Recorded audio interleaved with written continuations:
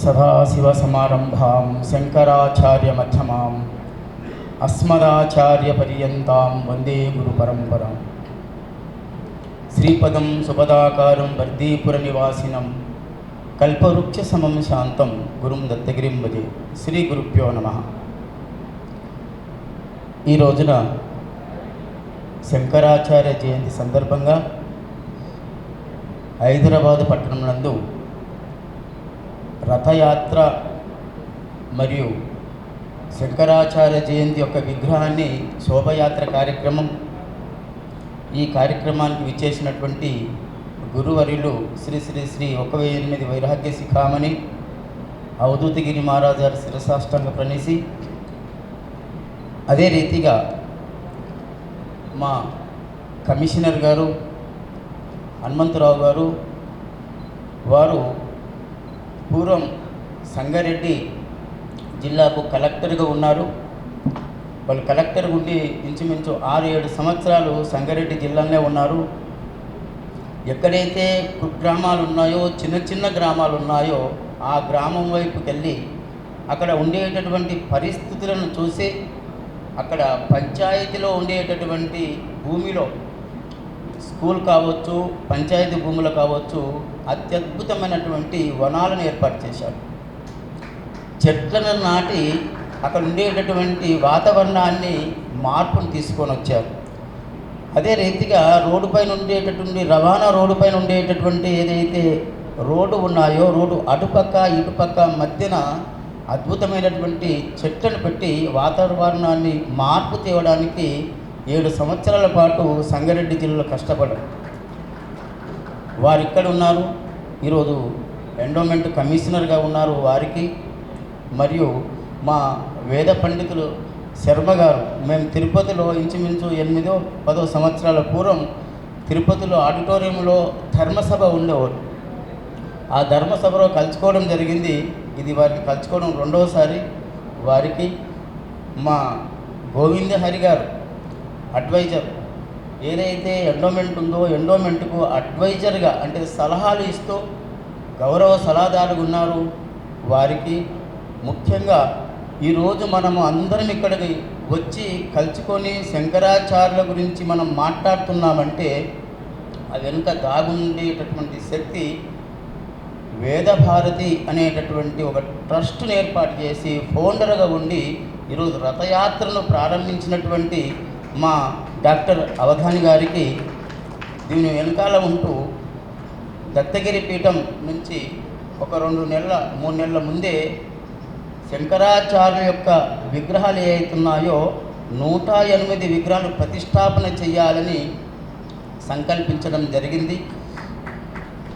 మహాకుంభమేళలో ప్రతి సంవత్సరం కుంభమేళలో శ్రీ దత్తగిరి పీఠం నుంచి అక్కడ పెండాలు వేసి వచ్చినటువంటి సాధు సంతులకు, మరి అక్కడ ఉండేటటువంటి వారికి అందరికీ కూడాను అన్నదాన కార్యక్రమం ఏర్పాటు చేస్తుంది ఆ ట్రస్టు.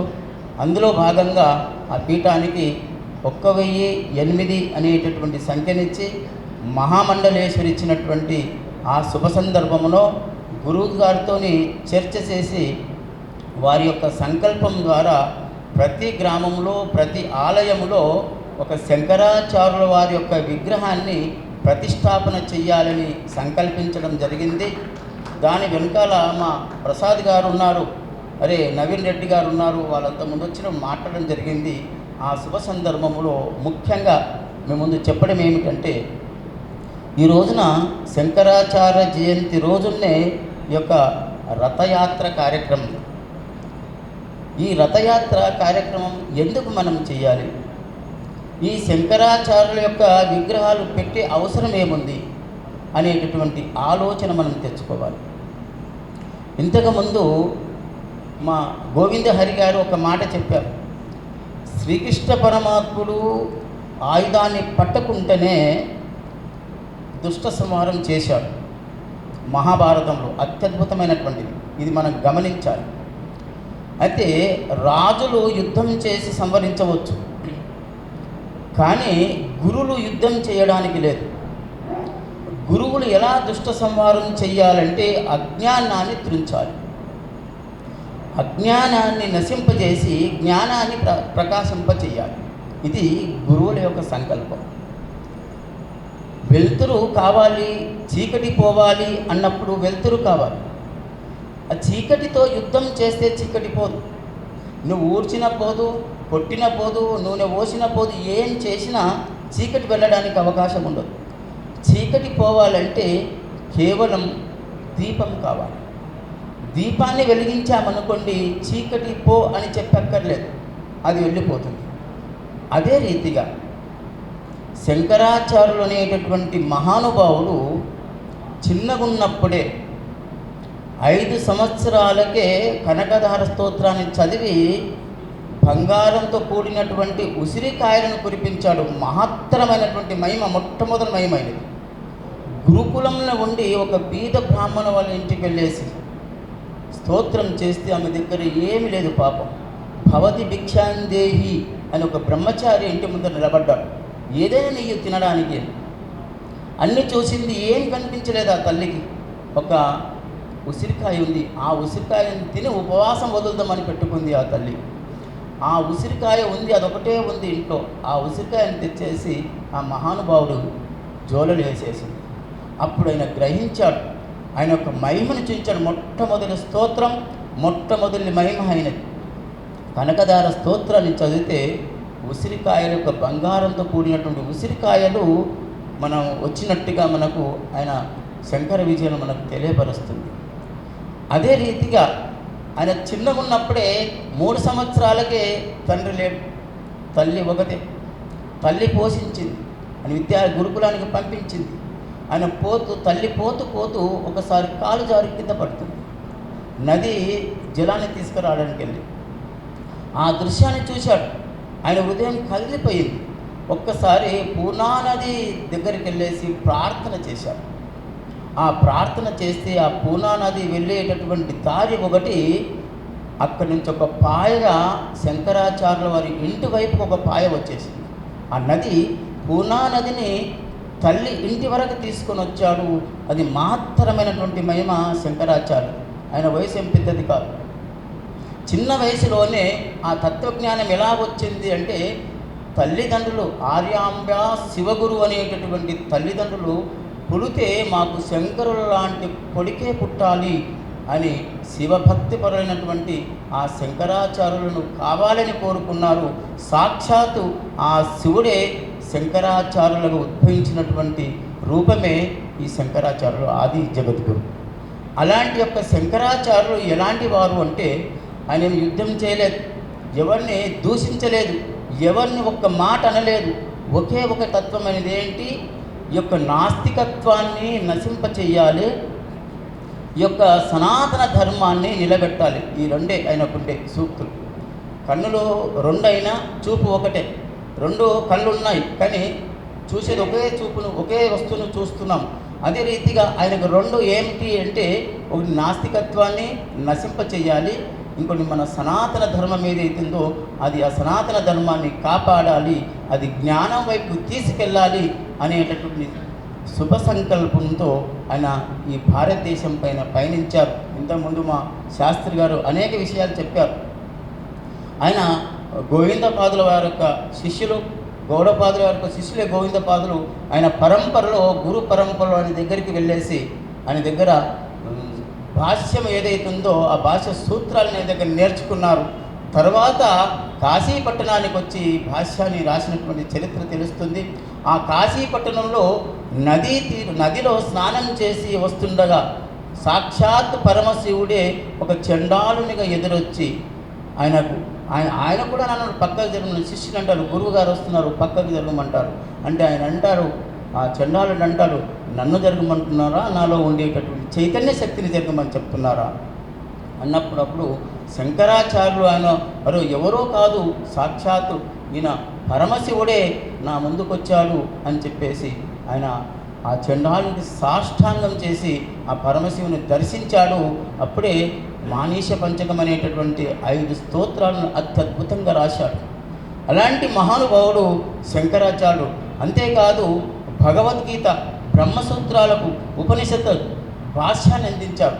మనకు అనేకమైనటువంటి ఉపనిషత్తులు ఉన్నాయి, కానీ కేవలం దశోపనిషత్తులే మనం వాడుకుంటున్నామంటే ఈ దశోపనిషత్తులకు శంకరాచార్యులు భాష్యాన్ని రాశారు.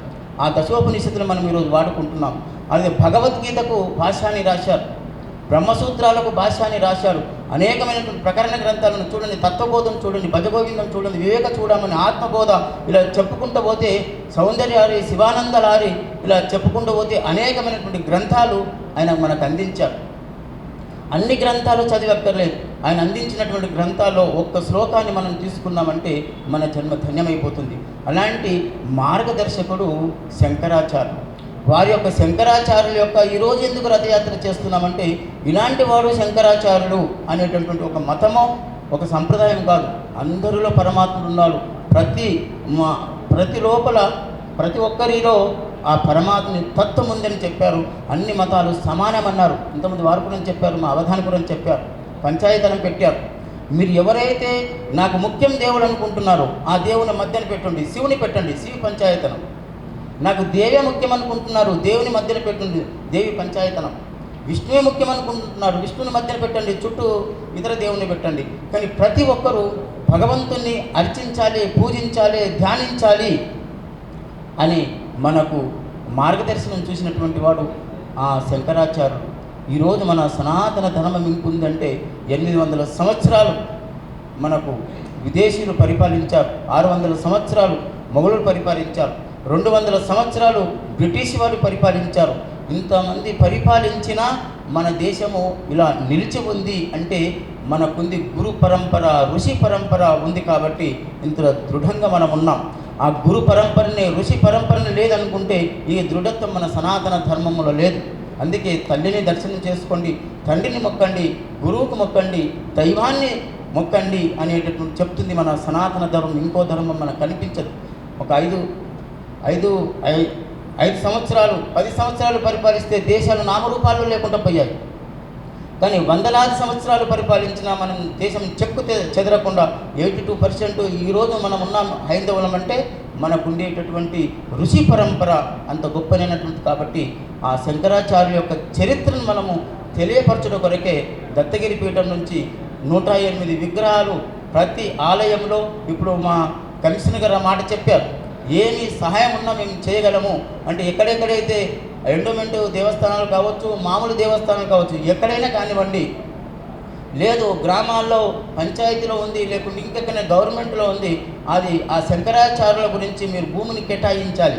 కేటాయిస్తే అక్కడ తీసుకెళ్ళి మన శంకరాచార్యుల యొక్క మందిరాన్ని కట్టి అక్కడ ఆయన విగ్రహాన్ని ప్రతిష్టాపన చేయాలి. ఊరున మనము రథం తీసుకొని తిరగాలి. ఇంతకుముందు మా గోవింది హరి గారు చెప్పినట్టుగా మన తెలంగాణ, ఆంధ్రనే కాదు, పశ్చిమ బెంగాల్, కేరళ, తమిళనాడు ఎక్కడైతే హిందూ ధర్మం నశిస్తుందో అక్కడంతా మనం ఈ యొక్క శంకరాచార్య యొక్క ప్రచారం చేసి ముందుకు తీసుకెళ్ళాలి. ఇది ప్రతి ఒక్కరు కంకణం కట్టుకోవాలి.